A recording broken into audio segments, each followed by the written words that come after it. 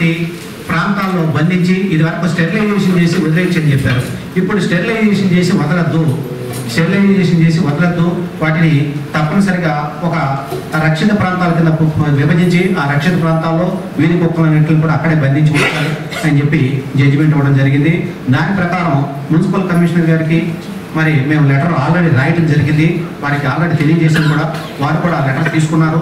అయినప్పటికీ కూడా ఈ రోడ్డు ట్రాఫిక్ డిపార్ట్మెంట్ వారిని ఆర్టీఓ వారికి కూడా వారు కూడా ఇందులో కూడా చేస్తూ మున్సిపల్ కమిషనర్ గారికి కూడా సైమల్టేనియస్గా వీటిన్నింటి మీద ఇమీడియట్గా స్టెప్స్ తీసుకోండి. ఈ వీధి కుక్కలన్నీ కూడా మీద సుప్రీంకోర్టు వారి యొక్క డైరెక్షన్ మనం ఇంప్లిమెంట్ చేయవలసింది, వీటి మీద కూడా స్టెప్స్ తీసుకోవాల్సిందిగా కోరుచున్నాం.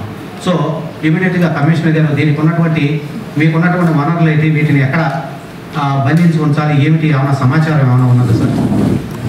Good evening sir. మున్సిపల్ కార్పొరేషన్కి సంబంధించి ఏబీసీ ఆపరేషన్ గతంలో సార్ మన ఈ స్ట్రే డాగ్స్ని పికప్ చేసి ఏబీసీ ఆపరేషన్ చేసిన తర్వాత మళ్ళీ అక్కడ డ్రాప్ చేసేవాళ్ళం. బట్ రీసెంట్ సుప్రీంకోర్టు గైడ్లైన్స్ ప్రకారం అగ్రెసివ్ డాగ్స్ కానీ లేదా ర్యాబీస్ లక్షణాలు ఉన్నటువంటి వాటికి మాత్రం మళ్ళీ తిరిగి అక్కడ డ్రాప్ చేయకుండా షెల్టర్స్లో పెట్టమని చెప్పారు సార్. ఆ ప్రకారం ప్రస్తుతం మన దగ్గర 250 డాగ్స్ని షెల్టర్ పెట్టడానికి ఏర్పాటు చేసుకున్నాం సార్ ఓల్డ్ మున్సిపల్ హౌస్ దగ్గర. అయితే అది కాకుండా ఇంకా ఎక్కువ మొత్తంలో పెట్టాల్సి వస్తుంది కాబట్టి అవుట్స్కట్స్లో నియర్లీ ఒక 600 డాగ్స్ని ఉంచడం కోసం షెల్టర్స్ ఏర్పాటు చేసుకున్నాం sir. Already survey process start అయింది. ముందుగా ఏబీసీ ఆపరేషన్ పకడ్బందీగా చేయడానికి ఏర్పాట్లు పూర్తి చేస్తున్నాం. కేసు నేనే చేశానండి. 41 ఆవుల్ని బక్రీద్ ముందు రోజు రోడ్డు మీద తీసుకెళ్తుంటే వాటిని స్లాటర్ హౌస్కి తీసుకెళ్తున్నారని చెప్పేసి పోలీసు వారు దాని మీద విజిలెన్స్ పెట్టి కేసు రిజిస్ట్రేషన్ చేశారు. ఆ కేసు మరి ఆ యొక్క గోవులన్నింటిని కూడా తీసుకొచ్చి ఈ యొక్క నెల్లూరు హెడ్ క్వార్టర్స్లో ఉన్నటువంటి సెకండ్ అడిషనల్ జ్యుడిషియల్ మ్యాజిస్ట్రేట్ గారి దగ్గర పెట్టడం జరిగింది. క్యాటిల్ ట్రెస్పాస్ యాక్ట్ కింద వాటినన్నింటినీ కూడా మేడము మరి ఆ యొక్క వానర్స్ తర్వాత వచ్చి మాయి అని చెప్పేసి క్లెయిమ్ చేస్తున్నారు. ఈ 41 క్యాటిల్ని తీసుకొచ్చి మరి కోర్టులో అయితే పెట్టి వాటిని పోషించే పరిస్థితి అయితే కోర్టుకు లేదు కాబట్టి వెంటనే మేడం ఒక మంచి నిర్ణయం తీసుకున్నారు. ఒక గోశాల వారిని రమ్మని చెప్పేసి మేము ఫర్దర్ ఆర్డర్స్ ఇచ్చే వరకు కూడా ఈ గోశాలలో ఈ 41 ఆవులని ఉంచండి అని చెప్పేసి ఆర్డర్ వేయడం జరిగింది. ఆ 41 ఆవులని కూడా గోశాలకు పంపించాము. గోశాలకు పంపించిన వెంటనే ఆ వానర్స్ క్లెయిమ్ చేసిన దాని మీద ఆ జడ్జి గారు ఒక అద్భుతమైనటువంటి ఆర్డర్ పాస్ చేశారు. ఏమయ్యా వాటిని ఇమీడియట్గా మాకు రిలీజ్ చేయండి అని అంటే మేడం ఏం చేశారంటే 25 లక్షల రూపాయలు షూరిటీ ఇవ్వండి రిలీజ్ చేస్తామని. సో ఈ 25 లక్షల రూపాయలు షూరిటీ వాళ్ళు ఇవ్వలేక వెంటనే అప్పీల్ చేశారు. అప్పీలు తిరిగి నా దగ్గరకు వచ్చింది. ఎందుకంటే డిస్ట్రిక్ట్ జడ్జిగా అప్పీల్ ఏం చేయాలి కాబట్టి నా దగ్గరకు వచ్చింది. నేను వేరే అడిషనల్ డిస్ట్రిక్ట్ జడ్జెస్కి ఎవరికి కూడా మేడవర్ చేయకుండా నేనే డిస్పోజల్ పెట్టుకున్నాను. పెట్టుకుని వెంటనే ఆర్గ్యుమెంట్ చెప్పన్నాను.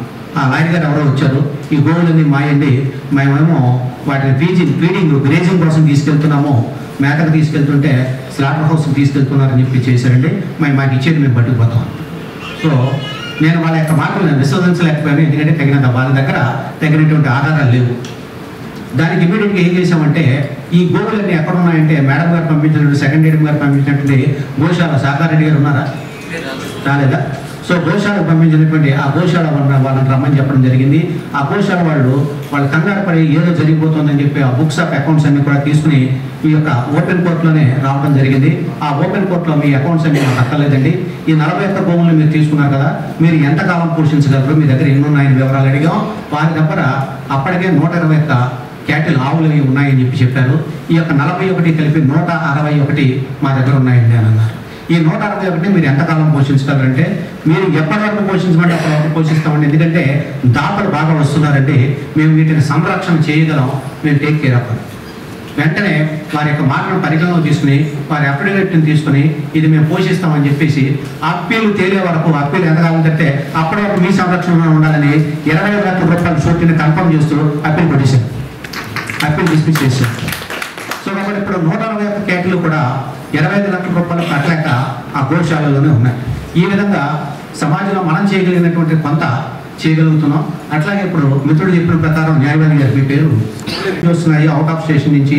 దీన్ని కేవలం మనం స్లాటరింగ్ హౌస్ కోసం మాత్రమే తీసుకొచ్చి రోడ్ల మీద వదిలేసి ఆహారం తర్వాత స్లోగా వాటిని స్లాటర్ హౌస్కి అమ్మేస్తున్న దాని మీద కూడా కాన్సన్ట్రేషన్ చేయాలి. దాని మీద ట్రాఫిక్ వారు కొద్దిగా స్టెప్స్ తీసుకుని చేసినట్టయితే ఇంకా మరి మనం కన్సల్ట్ చేయాలంటే ఇప్పుడు ఆయన చెప్పినట్టు ఒక మిషన్ స్కానర్ ఒకటి కొనిచ్చి దాతల వలన NGOs బోల్డ్ మంది ఉంటారు.